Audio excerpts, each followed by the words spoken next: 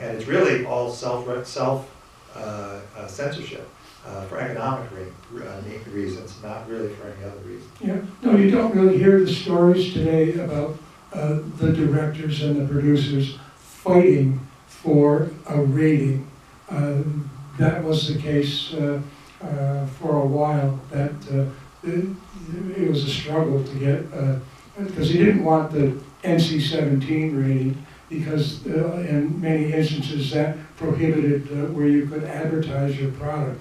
A lot of newspapers and radio stations would not accept advertising for those films that were rated X or NC-17. It's interesting that you mentioned Blow Up, because I've been waiting for the Criterion Collection to have it, to make it available in Blu-ray, and they did this year.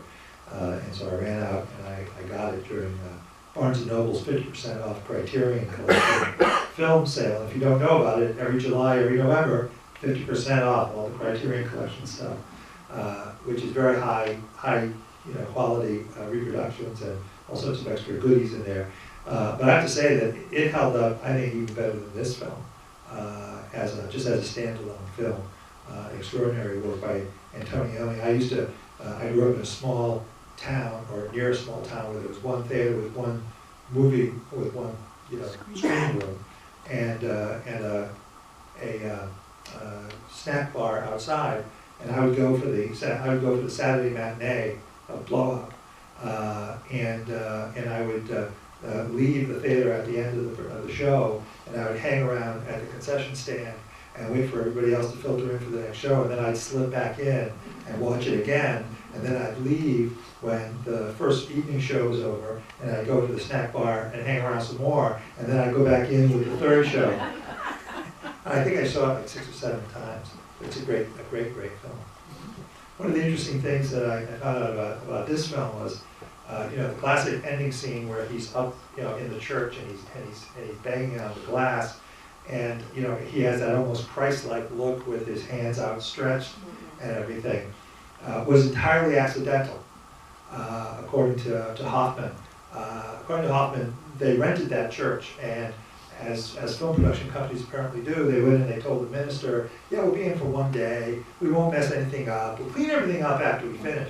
And they were about 4 days into production, into shooting at the church, and the minister was going crazy, and so they were rehearsing that scene, and Dustin Hoffman was banging on the glass, and the glass was vibrating, and the minister, came up to Nichols and said, I'm going to sue you or something if that glass breaks. And so Nichols, went aside with Hoffman and with one of the production guys and says, is there some other way we can do this? And the production guy said, well, if he just taps on the glass with his fingernails, he said, it won't vibrate the glass, and it probably won't break. And that's how that scene came to be. And now I think it's one of the iconic scenes of the film. Yes, ma'am. On a very different scale, well, I was pleased how well it did hold up. I'm a little curious, Erin, if you've ever seen somebody else actually dial a number. Or the phone book. I've never seen someone do it other than going to a historical event or something, But of course, I'm worried that was how it used to be. I have a question for Erin. That is, I have 2 questions. One is, what resonated the most for you about the film, and what seemed the most dated besides the dial phone?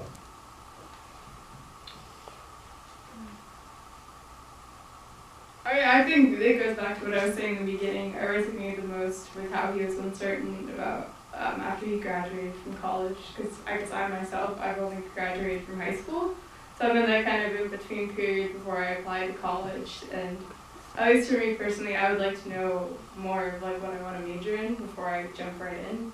So in that way, I resonated, and I'm not sure there's anything that was super outdated. There were some things that were more formal. So they say the gathering of everyone coming, but I wouldn't say it's abnormal, because some families still do that. But in my life, I don't have that, I guess. Would seeing this movie affect you in any way as far as watching possibly more older film? I sometimes am a little disappointed in that the current generations are not as enthusiastic as I think they should be towards older film. And I'm not talking about something that's not necessarily just 50 years, but at least within the past 50 years, you might be able to find some context that you could relate to, as opposed to going back to the 30s, 40s, and 50s when times were considerably different, and so were the way films were made, so that you perhaps wouldn't find yourself as easily sucked into some of the situations that the films offer. Is that question making any sense, or did I crowd along this far too long? You started to lose. Yeah, it was a small tangent.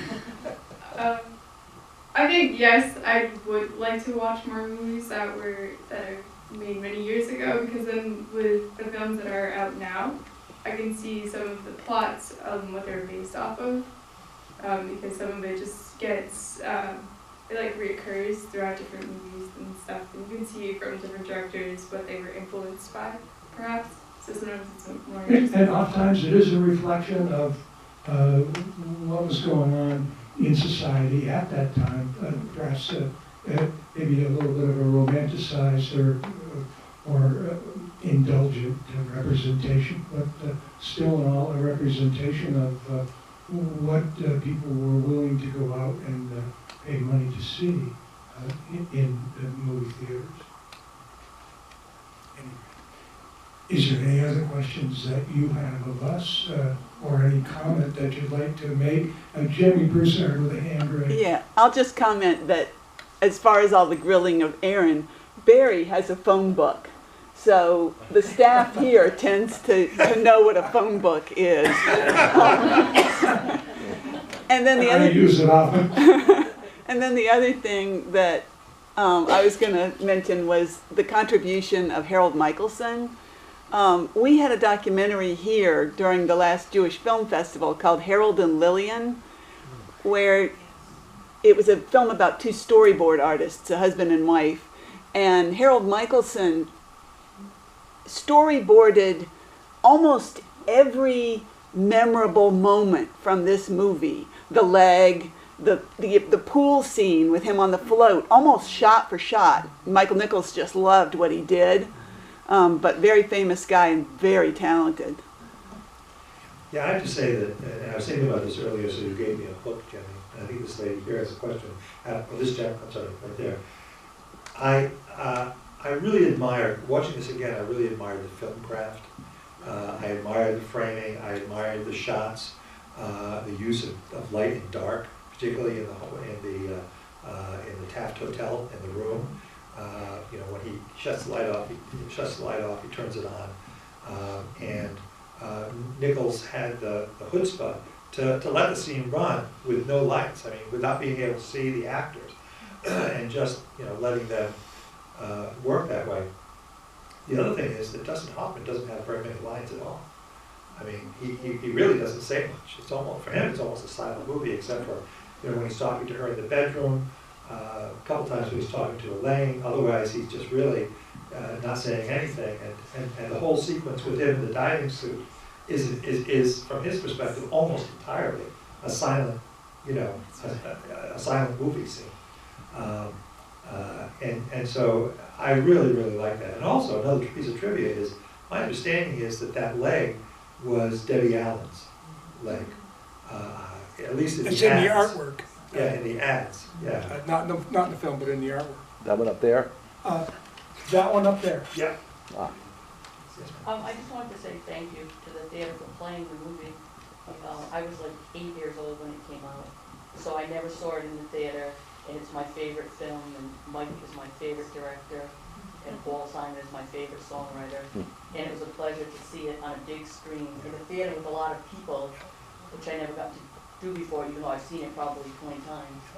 Well, that's what makes it so rewarding for Red River, is to have an audience turn out for this, because I think we definitely realize that it is an experience that is not easy to replicate today. You can go home and watch it on a big screen TV, but it's, or you can watch it on a computer screen. We too. actually tried to see it this summer in Rhode Island. We're from Rhode Island. We planned our vacation around, up here, around the film. Coming to see the movie, because we started advertising when we were here in the summer. We went to see it at a theater. Big plan that day to see it. We got there. They had not advertised it. We just happened to see a clip in the paper. They didn't have anything up about the film in the theater. They didn't even have a sign where the theater was. We sat in the theater. There were 5 people in there. And then it didn't start, and then they came in and told us that the download of the movie they did wouldn't work, and we couldn't see it. We wanted to see another film instead.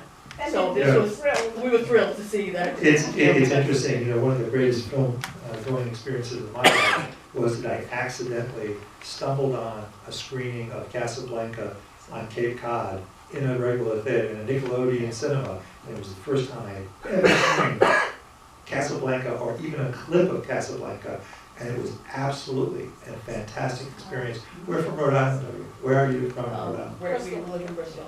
In Bristol. Okay, I grew up in Rhode Island. Right. Were there any precedents set by this film in terms of directing, acting, cinematography?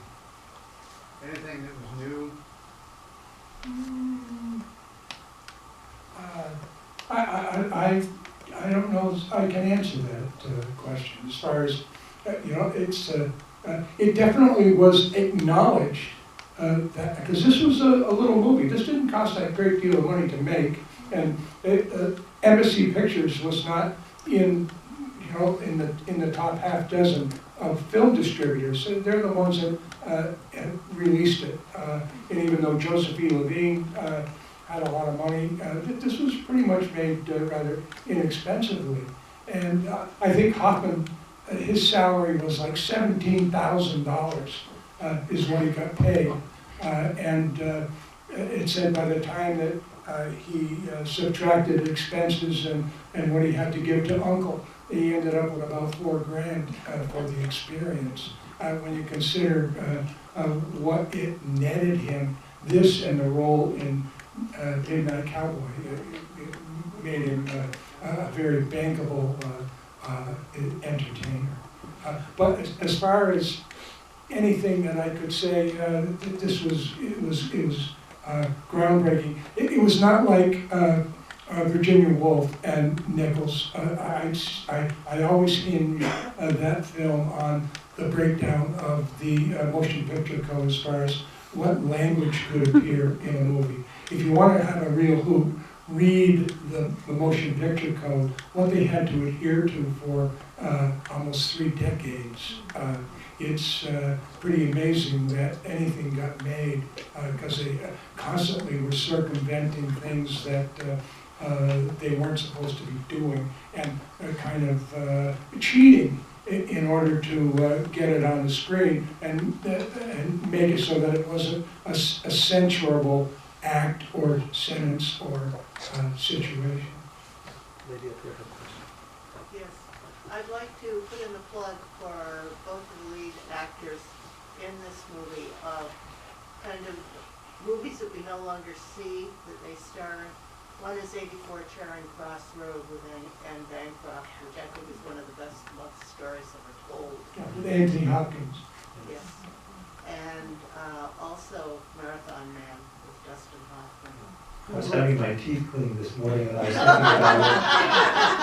about it. Literally, I was Larry literally. Olivier, you know, Yeah. just wonderful. I was trying to figure out how in 2 movies, Dustin Hoffman was portrayed as a long distance runner. It's like not at all built for. So, I was struck by the fact that how unlikable Dustin Hoffman's character is. He just seems like a total schmuck. And the way he interacts with, particularly with Catherine Ross's character, is just, he's annoying her. Are you gonna marry me tomorrow? Like all this stuff. Like, what does she see in him? Is somebody like me? Why does she run out of her own wedding? Obviously, it didn't seem like much fun, but like to this other guy, like. You know, it's interesting because that's Ebert's case. He says at the end of this movie, he says, what the heck does she really know about him? She's not had any deep conversations with him, you know, and so that's why he thinks that, you know, Benjamin goes off and makes, you know, and works in plastics, and she's probably a mirror image of her mother, you know. When you think about it, in fact, I just thought of this, so thank you. You know, her parents get married because you know, Mrs. Robinson is pregnant with Elaine, and you know, she doesn't really know her husband. And you could make the same case for Benjamin and Elaine. They really don't know each other very well. So. But he's not Carl. But he's not Carl. Yeah. He represents Yeah. her father and her whole family. Yeah. Well, so one would hope that there's a real breakaway here, that the two of them go out and live on a commune somewhere, and you know, smoke pot, and, you know, don't live the lives of their Well, parents. she was a little shallow in herself. I mean, she kept saying, I might marry you, maybe I won't. I mean, Yeah. So. I wondered about the character of Benjamin. Was he a savant or something, that he graduated college at the age of 20? No, I mean, how is it, and he did seem like he maybe was autistic or something, right? And that's part of his schmuckiness, I think. I don't know. I think he was 22. He was supposed to be portrayed as 22. He turned 21. He said 21. Yes, he must have. He was 20, and he had just graduated college, right? And he had an award under his And belt. he doesn't know how to interact with people at all. Yeah. Or he's not very, and he's an emerging adult. Someone earlier said that I think you, Barry, might have described him as a rebel. Honestly, he's 20 years old, he's got a naked woman, a beautiful woman in front of him. That's not all that rebellious. That's about as human as you can get of a normal reaction. And of course, it wasn't like she didn't have to coax him repeatedly. And he clearly didn't really have his act together. He was so nervous and out of sorts about it all. I don't know, interesting character. You know any more about him? Well, he's really kind of a passive character, isn't he? I mean, until he makes the decision to go, you know, stalk Elaine, which is really what he does, which is interesting. That today we'd say this guy is a stalker. You know, he hovers around her. He hovers around her. He keeps pestering her. He follows her. You know, today you'd have a restraining order on him. You know. But until he does that, until he commits to that, he's really very passive. I mean, look at the drinks. You know, what do you drink? You know, Mrs. Robinson gives him. He's not just passive, he's submissive. He's a young, emerging adult that has had very little life experience, but somehow he has already completed a college degree. Yeah. Is this how people fell in love in the 60s?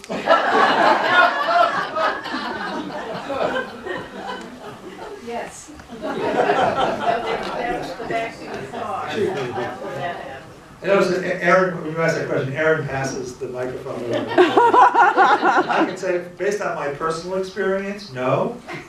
I'd have to echo that. Somebody up there had a question. I just want